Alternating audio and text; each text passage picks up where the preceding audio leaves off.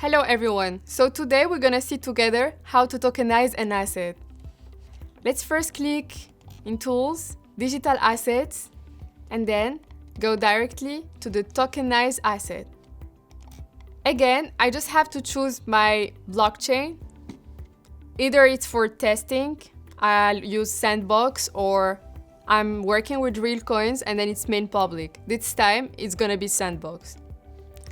For my wallet address, I just have to copy it from here.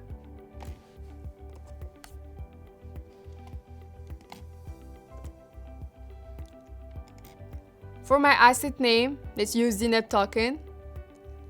Asset ticker symbol, ZTK token.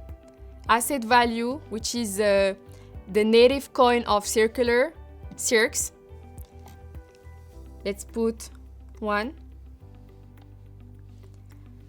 Here for the asset type, we have 3 different choices that we can make.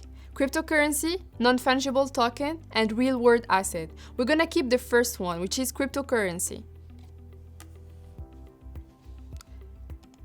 If we want to visualize our coins, we will have to use an URL. In this case, we won't use them. But what if you want to use them? After putting the asset URL, you have to click on Digital Media Asset. We're not doing so we're just gonna keep it like that. Concerning the total supply, let's put a huge number, 1 million for example.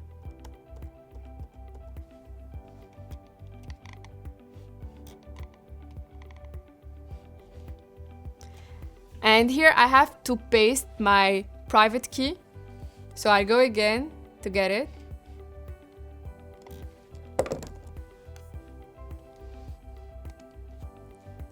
Here's my private key. I have to sign the transaction, so I'll sign it. And this is the transaction signature. I'm just gonna submit my transaction. After submitting my transaction, I'll just go back and explore my wallet.